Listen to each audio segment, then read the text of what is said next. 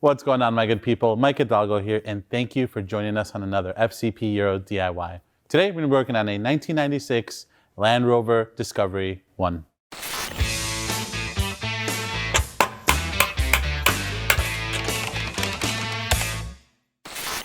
Typically, we recommend you do your spark plugs every 30,000 miles or so. The wires and the ignition coil are going to last quite a bit longer. The unit behind us has about 174,000 miles. We're not too sure about the state of the ignition coil. It is running properly right now, but it is showing a little bit of age, so we're just going to go ahead and replace it for sake of this video. The plugs, again, every 30,000 miles, and wires kind of go hand in hand with the ignition coil. It's pretty easy to tell when a wire goes bad. An easy thing you can do is run the car in the dark and see if you can see any electricity arcing out of the wires. Sometimes you can touch them and feel a little bit of zap, then you know they're going bad. Oftentimes over the years, the rubber will break down, it'll get brittle, the boots will get hard. Sometimes they will snap in extreme cases. Same thing goes with your ignition coil. As these age and start to fail, you'll develop a misfire. Once you've ruled out that it's not a plug or a wire, more than likely it's going to be your coil, in which case it's going to be kind of like a cassette like this, where all four bodies are bolted onto one bracket. You're going to want to replace the whole thing. Now, before we get started on this DIY, let's take a look at some of the tools we're going to need for this job. For this job, you're going to need a ratchet, maybe a couple extensions or swivel sockets, depending on how you're working. You're going to need a 21 millimeter spark plug socket. We have a 10 millimeter socket. We have a spark plug gapper tool. We have a small magnet tool. This will help with fishing out the hardware for the ignition coil. I have two different paint markers. I have a silver Sharpie and a blue Sharpie. This will help with keeping everything organized while we're doing this job. Some dielectric grease is great for these type of tune-ups. We have a small torque wrench and an electric ratchet should we need it to remove any hardware while we're doing this DIY. But now that we know what we're working with, let's go ahead and get started on this job. All right, my good people, we're going to start on the passenger side bank of the engine today. We're going to be showing you how to do a plug and a wire, and then we're going to move on to the ignition coil. The plug and wire process is going to repeat just 7 more times on the block. It's pretty straightforward. These engines are pretty easy to work on.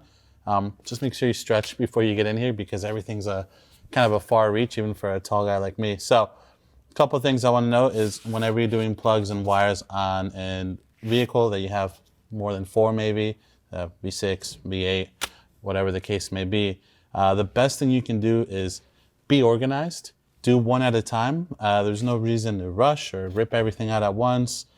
However, there are diagrams online should you be starting from a different point. Maybe you didn't take the car apart and you're trying to put it back together.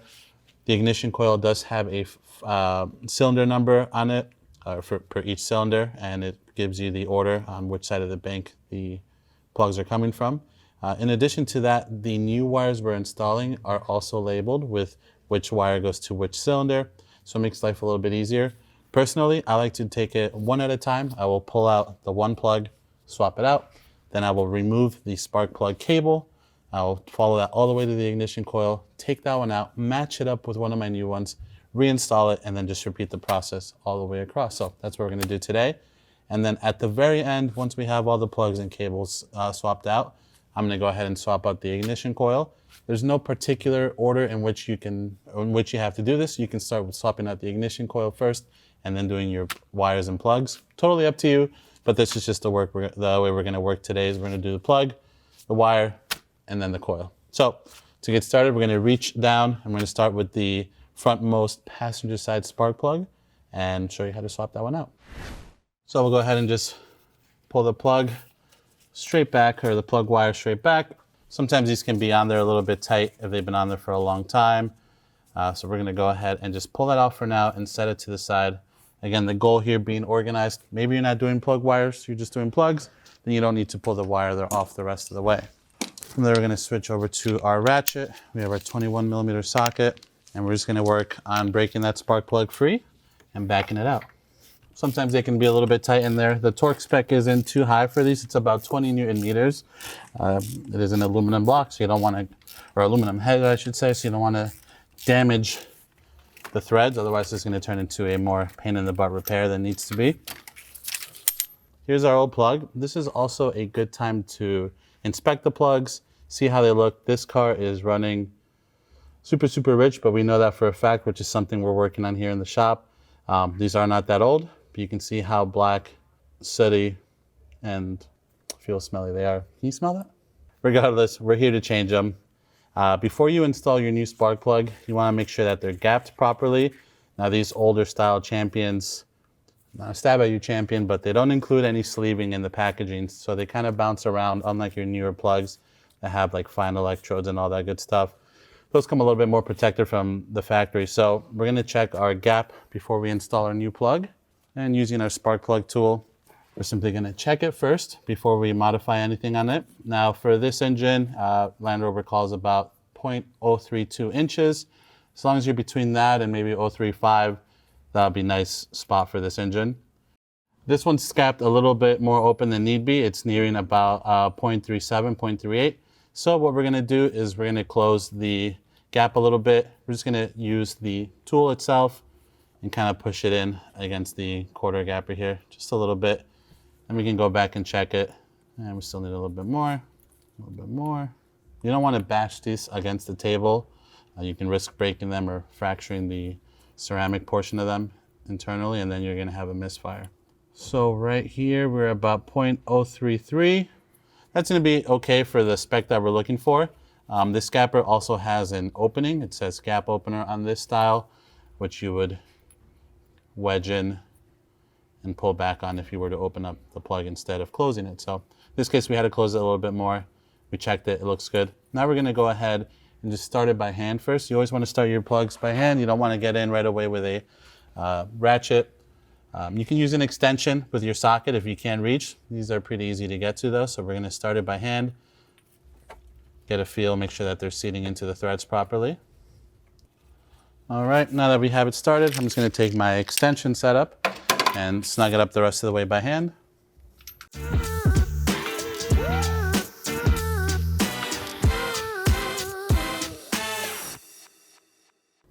And these plugs, usually once you snug them up, another 1/8 of a turn will do. Because we have the torque wrench out, we're just going to go ahead and snug them up to 20 Newton meters since we have the tool available. But if you don't have a torque wrench, usually about an 1/8 turn once they've snugged up is all you need. Not very tight. It's better to always have to go back and snug it up a little bit more than have to fix some threads. So just keep that in mind. All right.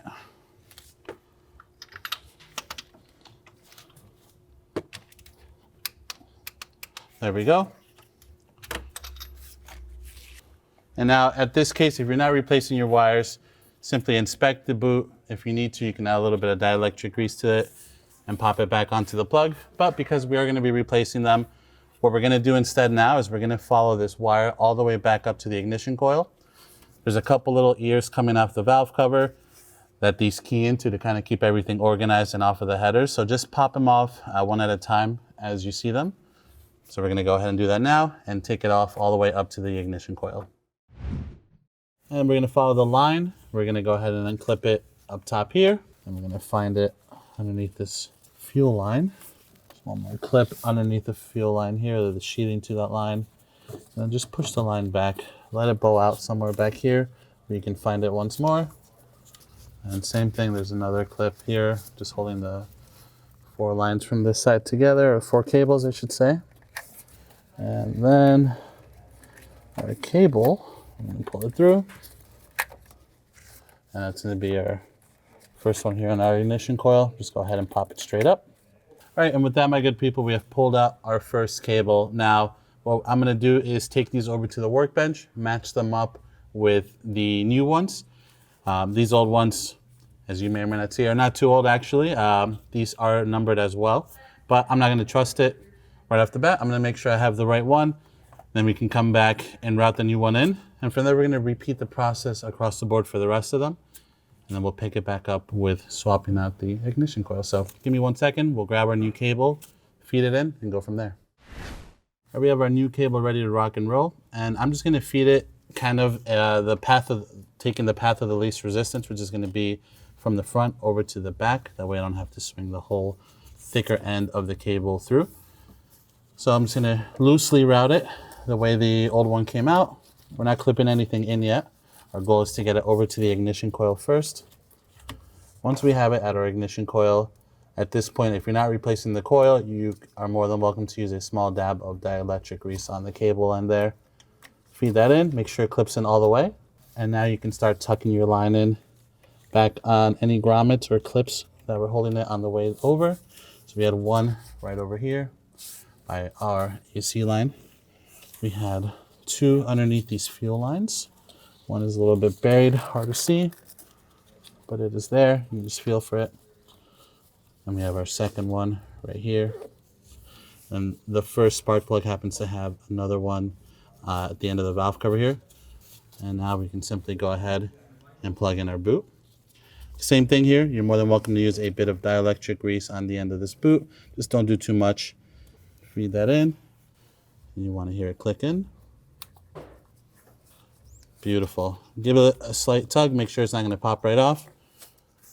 And now rinse and repeat for the other 7.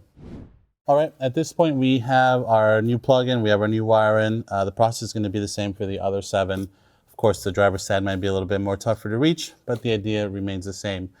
Now we're going to switch over to the ignition coil, and staying with the theme of organization here, we're going to start by labeling all the spark plug wires. Even though the wires are labeled and the ignition coil is also labeled, it never hurts to be extra cautious. In this case, I'm just going to simply go really simple and go 1, 2, 3, 4, 5, 6, 7, 8 across the top. And that's the same way we're going to reinstall them on our new ignition coil.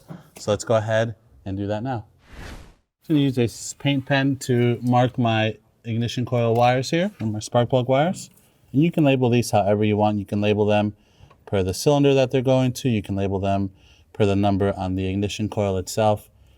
But for me, this is just super simple. Every car is going to be a little bit different, but the idea remains the same. The key here is just to be organized. And now with all the wires labeled, at this point you can go ahead and just pop them off and kind of let them set to the side. And we'll have an electrical connector to get to and 4 10mm nuts holding this in.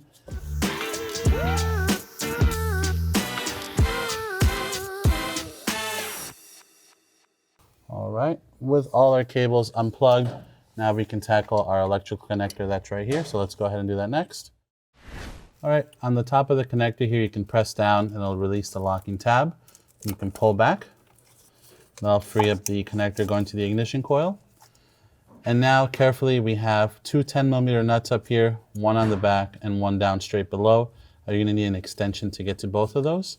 We'll go ahead and pull these off and then we'll hop over to the passenger bank and do the exact same thing.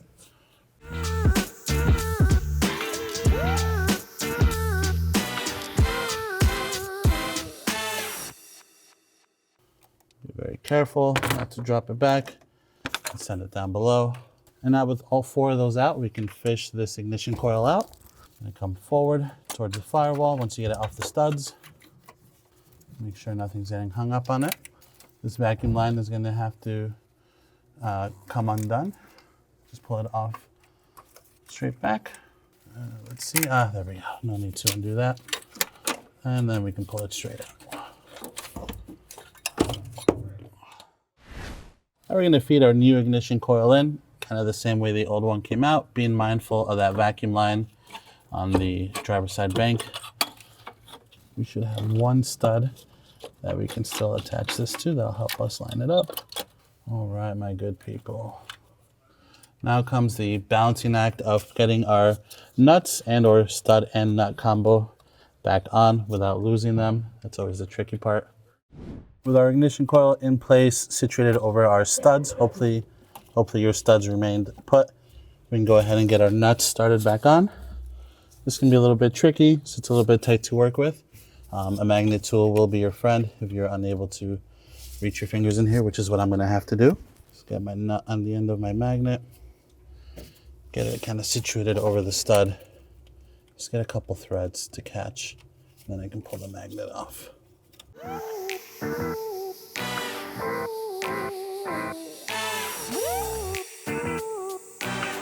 Now we have all 4 situated. At this point, we can reconnect our spark plug wires in the same order that we took them off. And if you want, a little bit of dielectric grease goes a long way before you reinstall them.